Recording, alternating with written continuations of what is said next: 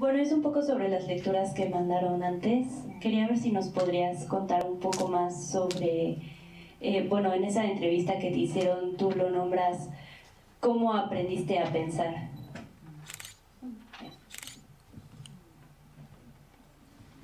¿Cómo aprendí? Peleando con mi mamá, no. Peleando con mi tío, eso sí. No. ¿Cómo aprendí a pensar? No, yo creo, porque ustedes vieron el video con la pequeña historia de la que me hace la entrevistadora Ana Cacopardo, ¿no? En Historias de Vida. Ahí se cuenta algo de mi origen, ¿no? Yo tengo un origen no institucional, o sea, no sé si se lo mostraron desde el principio o no. O sea, yo soy hija, yo tengo un apellido de un padre que fue mi padre, al que quise mucho, pero soy hija de otro. Mi padre biológico no fue el padre que me da el apellido. Yo creo que eso es central para el grado de insurgencia y de no acatamiento que mi pensamiento tiene. Soy una persona que nació en la fisura de las instituciones. Yo nací como un ser querido, por un padre jurídico y un padre biológico y un tío que acabó siendo mexicano, como les conté los otros días, y que murió en Parras, Coahuila. Ese conjunto, y una madre rebelde, una madre pero absolutamente el desprecio personificado por los hombres, ¿no? Una madre tremendamente despreciativa de todos los valores y me enseñó a no respetar, mi mamá es irrespetuosa. Entonces ahí aprendí a pensar, sí, porque solo se puede pensar sin respetar. Cuando entra el respeto, no se puede pensar más. Entonces yo creo que eso fue un lado. Otro lado fue que yo fui a dos extraordinarias escuelas de mi país, ¿no? Sobre todo mi escuela secundaria fue una escuela donde tiene 3 premios Nobel, o sea, en una sola escuela, y muchos otros premios, y presidentes de la nación, líderes de la independencia, en fin, creo que la escuela a que fui, los compañeros que tuve en esa escuela, también me enseñaron a pensar, pero siempre un poco afuera. Se piensa desde el margen, no se puede pensar desde el centro. El poder solo gasta toda su energía psíquica e intelectual en ver cómo se perpetra como poder. Entonces el gasto ahí es enorme solo en su reproducción como tal. Consigue mucho, pero no consigue lo que a nosotros nos interesa. Entonces desde el margen, liberados de ese interés por obtener, por eso estábamos hablando ahí en el recreo, que por eso para mí es muy peligroso un feminismo que aspira al poder. Yo veo en el poder una trampa. Entonces, y pensar desde la insurgencia, desde el lado de afuera del poder, y no en la manutención, ni en la acumulación de fuerzas. Un entrenamiento de las insurgencias en mi generación, que hablaba de la acumulación del poder, una de las estrategias de los marxismos en los años 60 y 70, la acumulación del poder, en realidad llega hasta los progresismos, que ya no son enteramente marxistas, pero tiene algunos de los errores, como por ejemplo el centralismo democrático, que es incomprensible. ¿Qué es el centralismo democrático? ¿Ya escucharon hablar del centralismo? Centralismo democrático es un absurdo. ¿Cómo creer una cosa, una fórmula de esa? ¿Cómo puede haber un centralismo democrático? Es un cuento. Y la cuestión de la acumulación de fuerzas, que son todas cosas que van a constituir políticas del poder y que en realidad son suicidas. No es lo que nos conduce en la dirección que queremos. Entonces, por eso cuando veo en algunos feminismos la aspiración por tomar el poder, yo digo, es peligroso, porque nos va a llevar a reproducir. Miren, el mes pasado un policía de El Salvador, un jefe de El Salvador, me dijo la siguiente frase: que la mujer del mañana no sea el hombre que estamos dejando atrás. ¡Caramba! Y nosotras que pensábamos que somos inteligentes. ¡Qué frase! hermosa, inteligente. Polla, me sentí ahí sí, me sentí disminuida, porque es una frase genial, que la mujer del mañana no sea el hombre que estamos dejando atrás, es eso. Porque todos vamos a reproducir el mismo mundo con otras caras, con otros genitales. No es por ahí.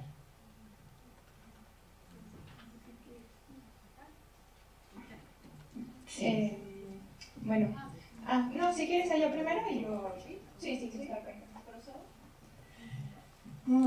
Yo quiero preguntarte muy concretamente sobre lo que tú piensas sobre la memoria, en muchos momentos hablas de estos jirones de la comunalidad, de estos jirones que pueden tener la fertilidad de resurgir entre nosotras, de resurgir en la lucha, y me preocupa como estas tensiones que luego hay entre estas memorias que a veces tienden también desde el poder a cosificarse como en versiones también de una verdad fundamentalista, como pasa en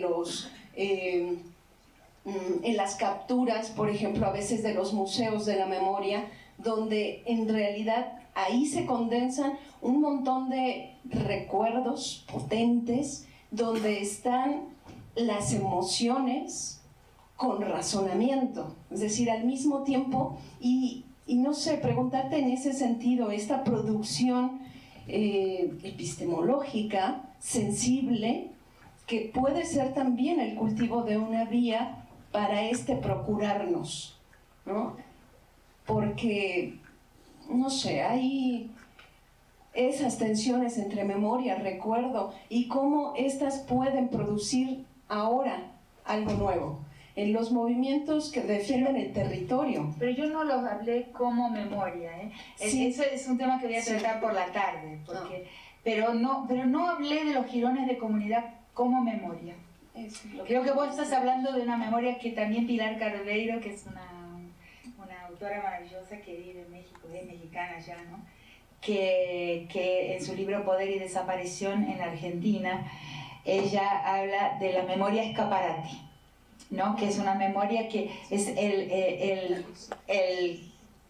memorizar para olvidar, ¿no? Es el nombrar para olvidar. ¿Se acuerdan cuando le hablé del nombrar de tres formas diferentes? Hay un nombrar que en realidad es para olvidar, o sea, para colocarlo en la vitrina. Ella lo habla muy bien eso, ¿no?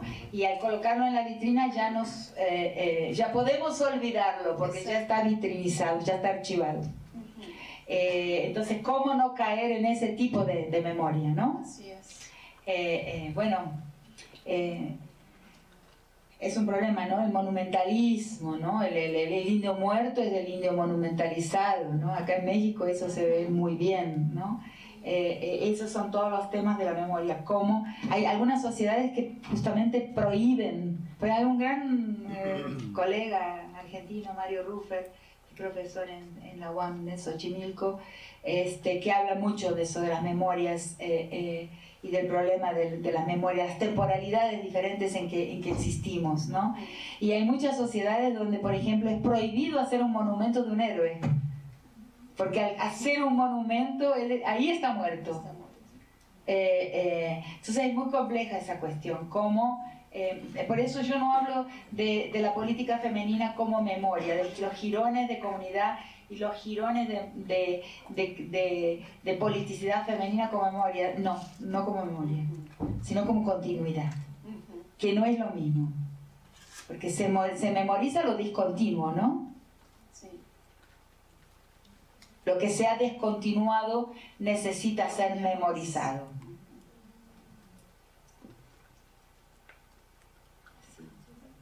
Bien, tomo la palabra con el permiso de los corazones de todas y todos.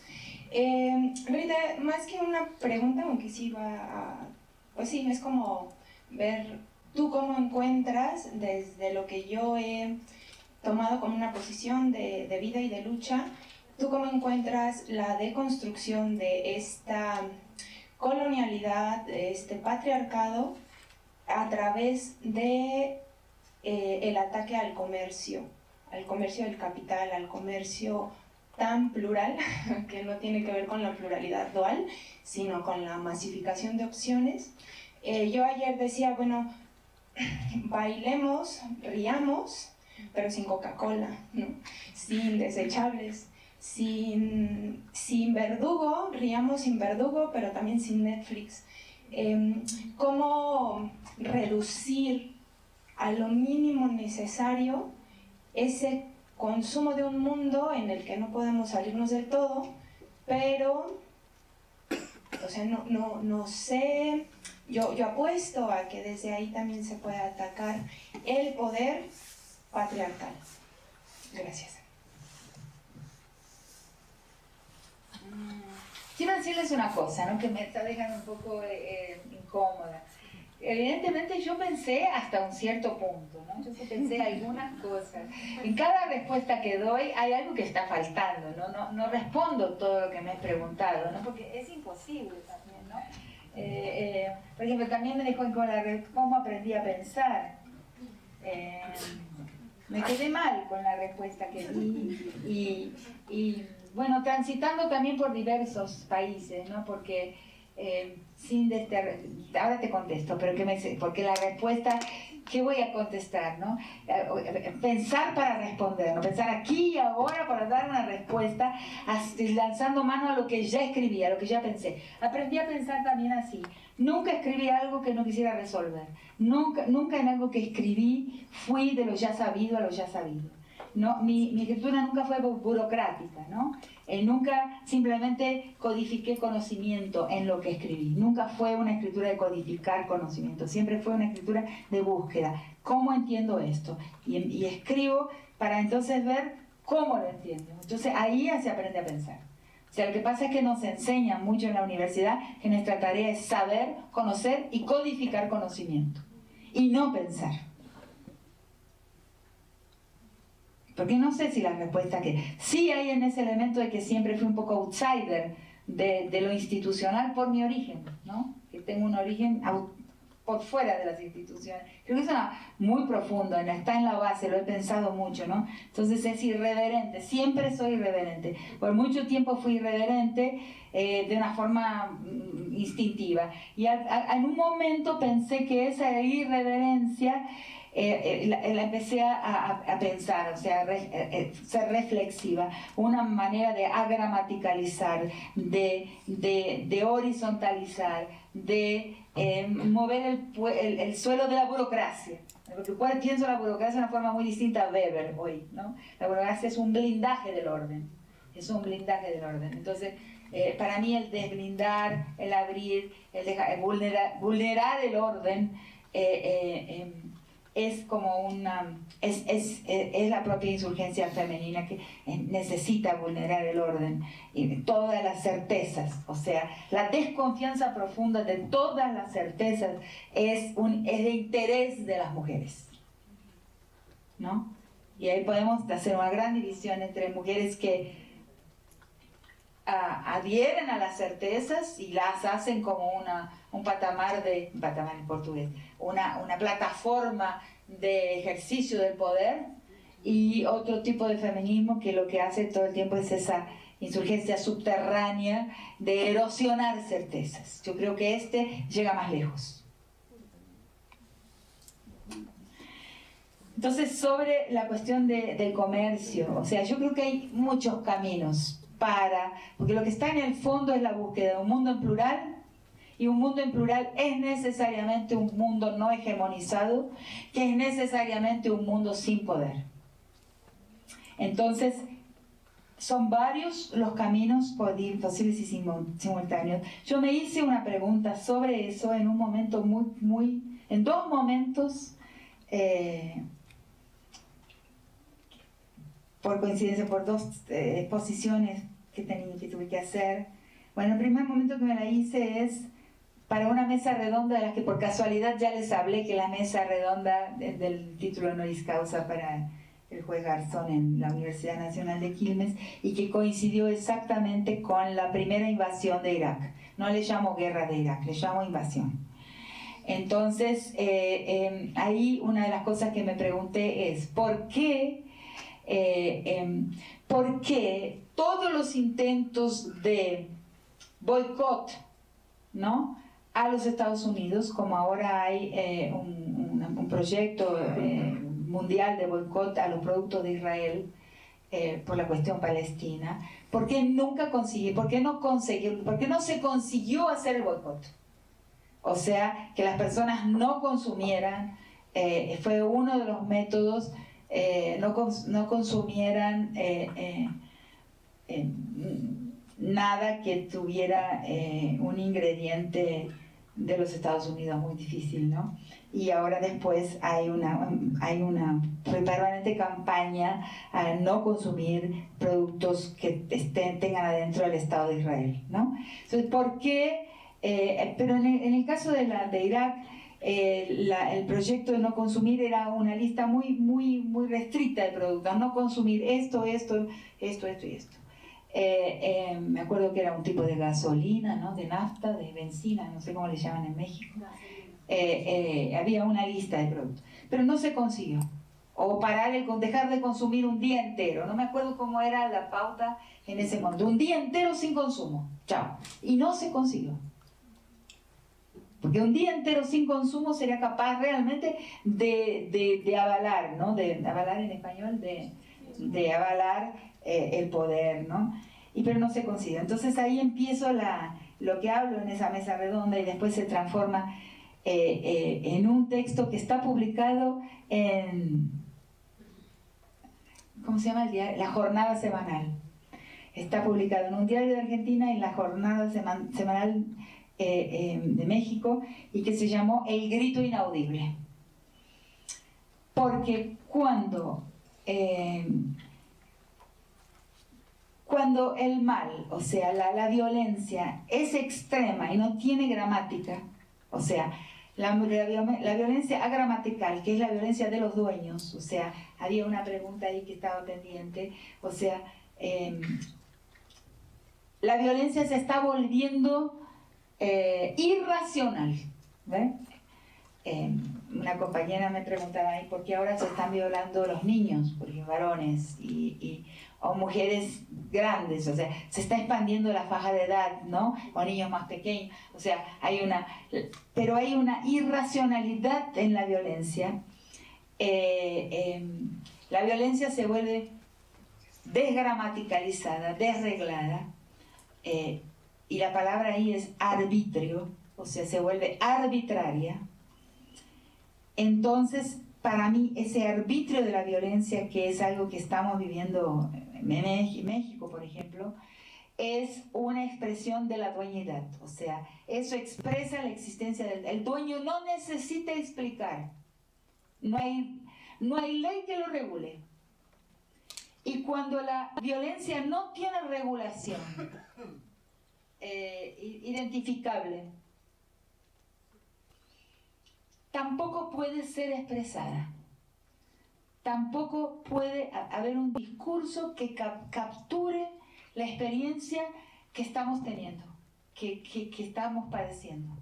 Ese padecimiento carece de la posibilidad de una comunicación. No hay comunicabilidad de ese tipo de victimización. Es una experiencia, ¿entienden?